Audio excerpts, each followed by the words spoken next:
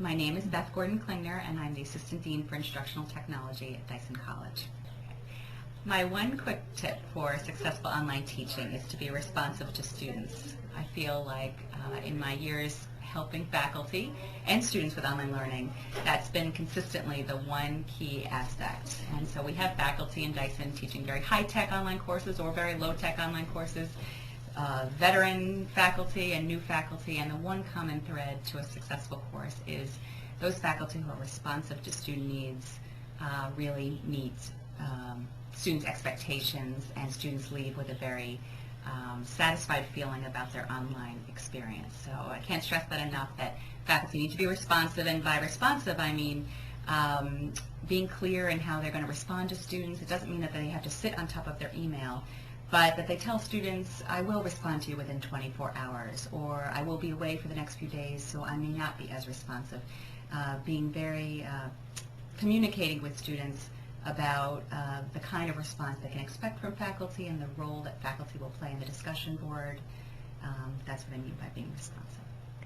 Hi, my name is Jane Denning. I am a professor and the Director of Internships and Corporate Outreach for the MS in Publishing program at PACE. I've been teaching in the online environment for over 6 years and love it. And my advice to people who would be teaching in this environment is to keep it as simple and as organized and as predictable as possible for the students. When I first started teaching, it was a newer technology and a newer way to teach, so students weren't quite as familiar with learning in this environment. Now students come into the program and have taken online courses, but still they need to have a very structured course. And it can be something as simple as always posting your lecture notes, by 12 o'clock on Monday, or always assigning the readings by 5 o'clock on Friday for the next week. And I think also just really keeping on top of the students in terms of what your expectations are in terms of participation.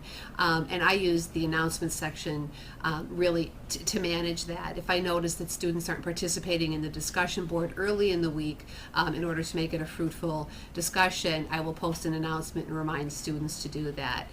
So simplicity, and also keeping really involved, via using the announcements or sending personal emails to the students to let them know that you are participating and you are aware of how they are participating, really works best for me. Hi, my name is Manuela Suarez. I'm full-time faculty in the MS in Publishing program here at PACE. I'm also the director of the graduate seminar. I use both podcasting and streaming video for my online and face-to-face classes. One of the reasons I do this is to bring real-life experience from the publishing world into the classroom, and to give students insights into how publishing works, and into how professionals see their jobs and see their day-to-day experiences on the job. And so podcasting from stations like NPR about book publishing and the book publishing business, as well as interviews that I've conducted with, videotaped interviews I've conducted with industry professionals, are really helpful in the online environment. Hi, my name is Michelle Pulaski-Bailing, and I have been teaching online since 2001. I teach in the Media and Communication Arts Department on the Pleasantville campus, and I teach professional communications online every semester. I teach understanding the mass media, persuasive communication online as well.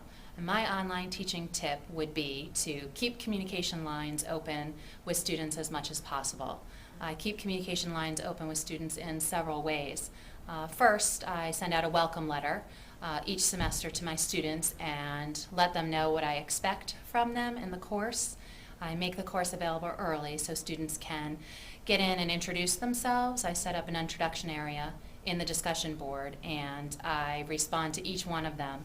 Just a comment about their hobbies, welcoming to the class, that type of thing. Again, this kind of helps keep communication lines open. I email students several times a week. I let them know the assignments that are coming up.